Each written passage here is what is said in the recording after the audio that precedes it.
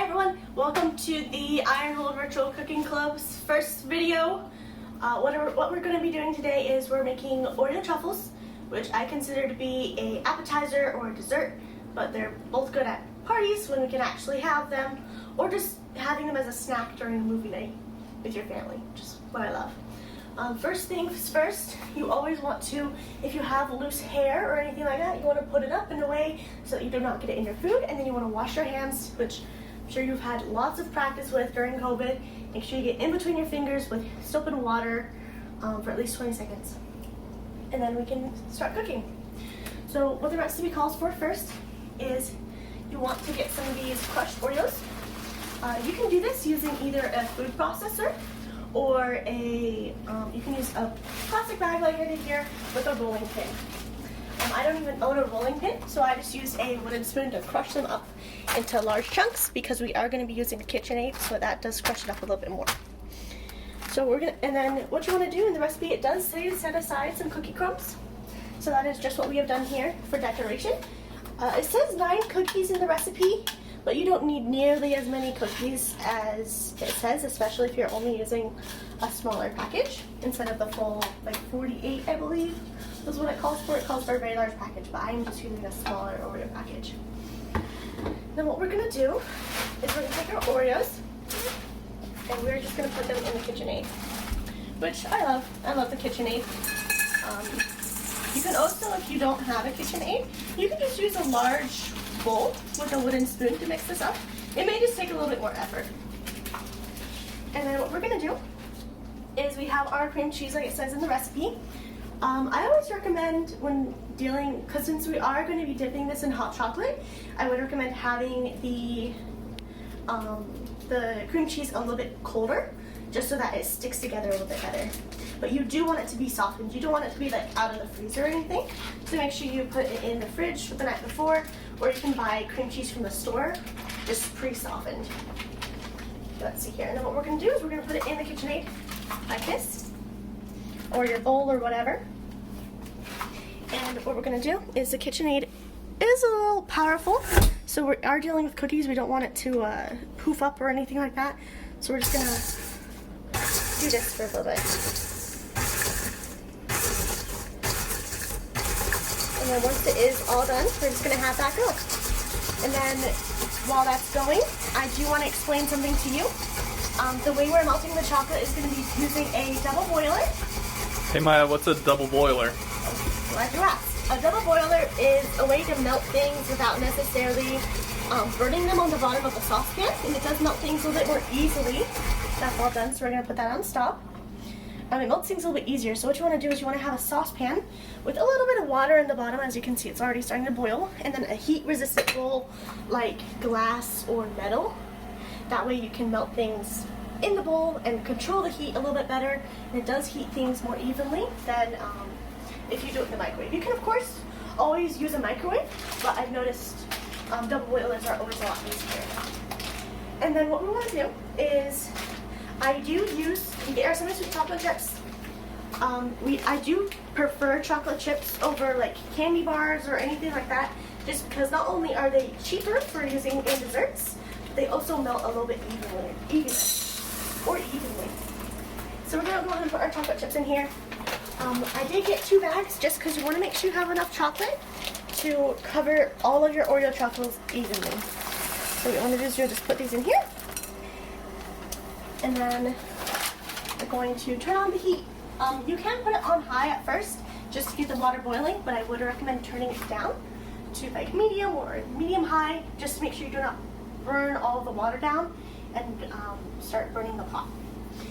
And then something else we're doing is I bought white chocolate because we are going to be melting this down after we put them in the fridge, and I'm going to be using them to decorate them afterwards. So the way I'll explain that a little bit later, but that's why we have white chocolate. And then we're going to turn this down since it's boiling, and we're going to use a wooden spoon to just start. You just want to stir it a little bit. As you can see, it's already starting to melt, which is good. And then we're just gonna let that sit. And then it looks like our Oreo truffle mix is all mixed up, so what we're gonna do is we're gonna lift this out. And like I said, your hands should be washed, so it's okay to just kind of mix it up like this. What we're gonna do is we're going to take balls about this size, and we're just gonna mix them like this. Bam! That's our first Oreo truffle. And we're just gonna do the same thing for all of the mix in here while our chocolate's melting. And then I would recommend after you do this to wash your hands, just because it's very messy. And what we're putting them on is a cookie sheet with wax paper on it. And you definitely want wax paper or parchment paper because the chocolate will stick. So it's a little bit easier to put them onto wax paper and stuff once you coat them in chocolate, so that you can pull them off a little bit easier later. And then, I know my hands are messy, but I don't really have time to wash them. So we're going to just continue stirring this. Make sure you stir it up. Make sure you continue stirring it just because we don't want it to burn or anything. There we go. And then you can just continue making your Oreo truffles.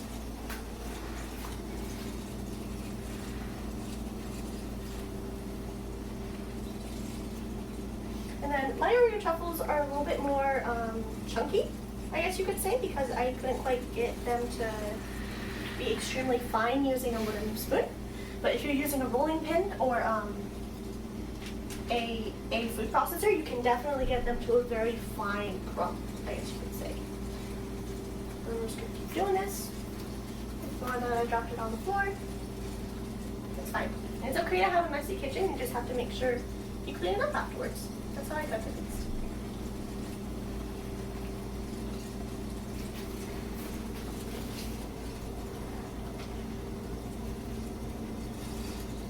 And then you just continue doing this for all of your cookies. Cookie mix with cream cheese. And then your hands are warm, so it tends to heat them up a little bit. So if you're worried about them being extremely cold with the cream cheese, don't worry.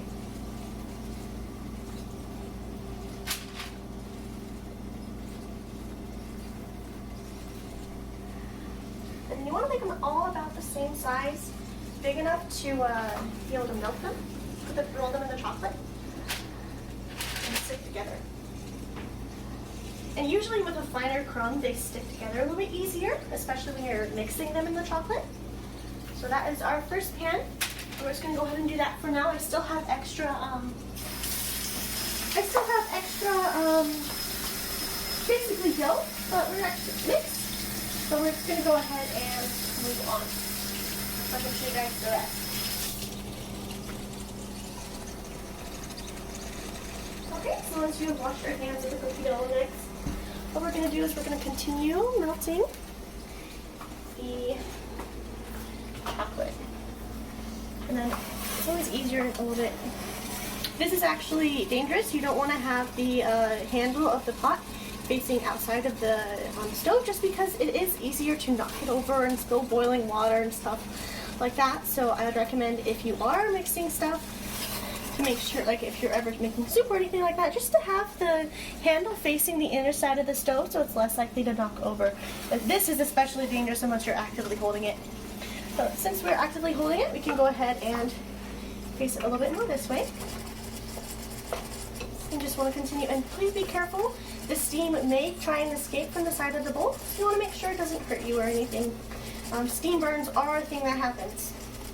And if you are deciding to lift the bowl, make sure you lift it from this side with a hot pad or anything like that, because the steam will blow this way and not hurt you. So we're just going to go ahead and mix this, mix.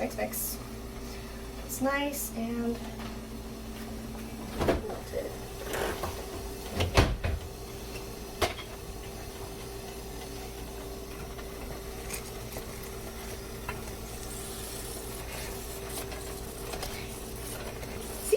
Nice and melted. We're getting pretty good consistency here. There's still a little bit left that's unmelted, so we're just going to keep stirring.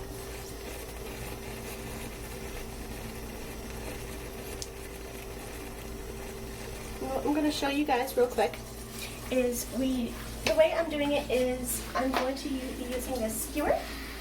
What you want to do is you want to stab it basically. That way you're able to kind of shape it around the skewer. I'm going to be using a skewer as well as this spoon over here to just support it and make sure you can coat it evenly. Another way to do it is you can just use 2 forks. That is a little bit easier for some people. I've always found it more difficult for whatever reason. So you can just use 2 forks or, as I'm saying, a skewer and a spoon. Okay. So we'll get to that in a moment after we melt this chocolate. Looks like it is getting pretty melted. And of course, if you don't have a double boiler situation, you can always melt it in the microwave. This is just easier to keep it melted while dipping all of these Oreo truffles. Okay, so it looks like it's pretty melted here. But we're just gonna turn the heat down so that it can stay melted while also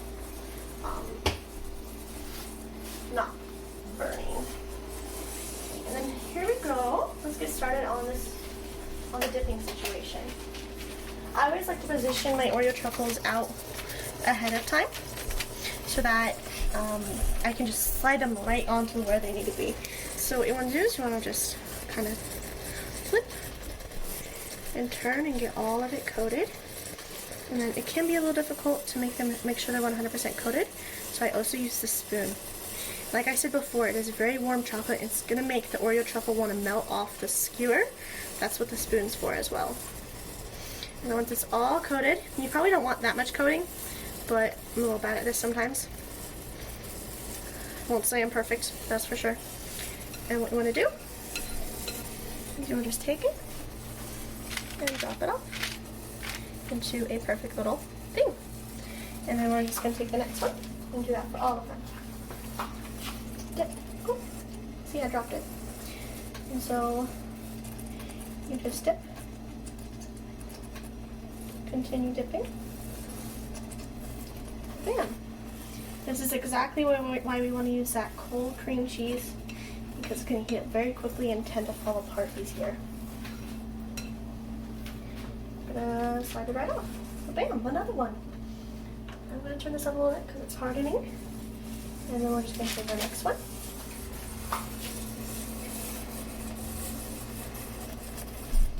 And just roll them in melted chocolate.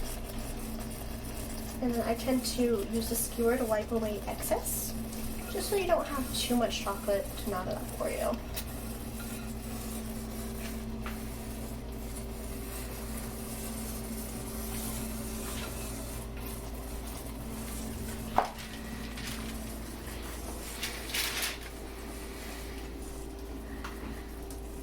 Then you can, in fact, just put them inside the bowl, because you should have two packages of chocolate chips. You should have enough chocolate that it shouldn't hit the bottom of the bowl and burn or anything like that.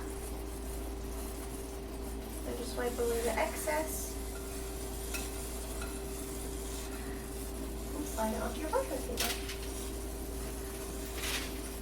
And then just continue.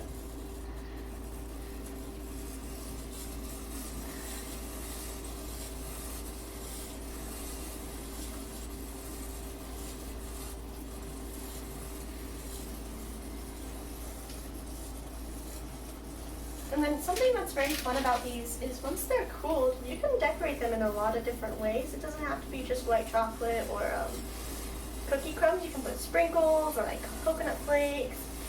Lots of different ways to decorate them how you want. Or nuts like hazelnut is also really good. Or you can even use different types of chocolates to coat them. That is all good. And you don't have to use Oreos. You could use even like Thin Mints or those grasshoppers, whichever one. I know they're both basically the same cookie. For like a minty flavor. But usually something with like just make sure you have enough cream to cookie. So if you do use like a drier cookie, I would recommend using maybe a little bit more cream cheese, just to make sure that they stick together. Because Oreos do have that natural cream filling in the middle.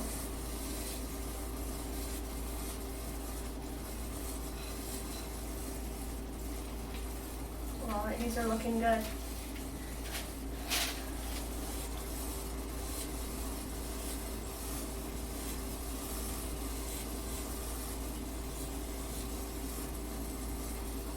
And then if you're doing a large batch, I'd recommend double checking the water at the bottom of your double boiler just to make sure there's enough and it doesn't burn away, because all that steam is escaping, evaporating it. We want to make sure it doesn't burn your pan.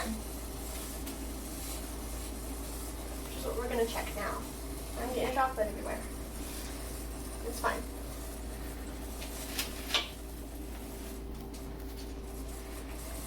You always want to be careful when grabbing the glass or metal bowl. You don't want to burn yourself. Yep, there's still water in there, so we don't have to worry too much about it burning away. And you will, of course, get chocolate on the rest of your wax paper, but that is totally fine, especially since it is wax paper, easy cleanup.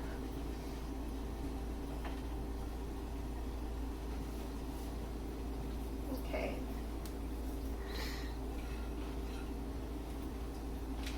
And you may get chocolate everywhere like I am, but I'm particularly clumsy, so don't worry. Okay, let's see here.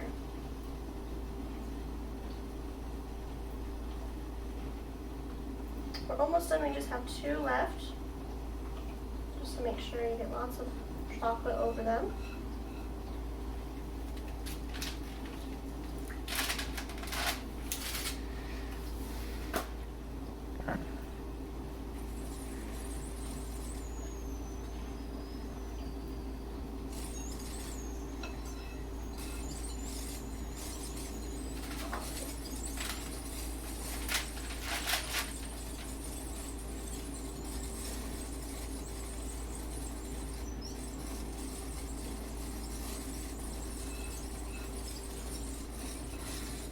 Now, of course, these aren't actual truffles. It's just a monkey used for it, but I like calling them Oreo truffles. And then what we're going to do is, once you have all of the chocolate, all of them covered, you'll of course have extra chocolate on the pan, but don't worry about that. It will also harden. We're going to pop these in the fridge for an hour, at least, or until the chocolate has hardened and it's not like gooey or anything like that. You may have to do it longer, depending. And so I will come back to you guys when that is all done and ready to decorate. Okay, we'll be right back. Hi everyone, welcome back. Our Oreo truffles have been in the fridge for an hour, so they're all nice and frozen solid like this. And we're actually just going to be decorating them. They're ready to eat right now. You don't actually have to decorate them if you don't want to, but if you're going to like a party or anything like that, it's kind of fun. So we're going to take the cookie crumbs you set aside earlier that are all crushed up, and we're just going to take a spoon, and you can actually just drizzle them on top. It's a little bit harder for them to stick since they're frozen, but this is just decoration. If you wanted to, you could have put them on before you put them in the fridge, but they work just fine as of now. Let's see here. So that's all the cookie crumbs for now. And then as you can see here, we did set up a double boiler system for our white chocolate. And what we're going to do in order to decorate it basically will look like this when you're done. I am just going to take a little bit of white chocolate because it can get messy, and put it on our spoon here. And we're going to move over. And we're just using a skewer. You can also use a spoon. And we're just going to drizzle it. Usually it's a little easier. Just drizzle the white chocolate.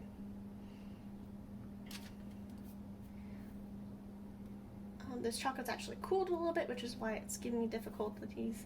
But when it's really nice and melted, it just sprays like this. You can make little designs, or if you want to get technical, you could actually put this in a piping bag, the melted chocolate. Or you can make your own piping bag, which is a Ziploc bag, and cut the corner, and you can pipe it over it, but this works just as well.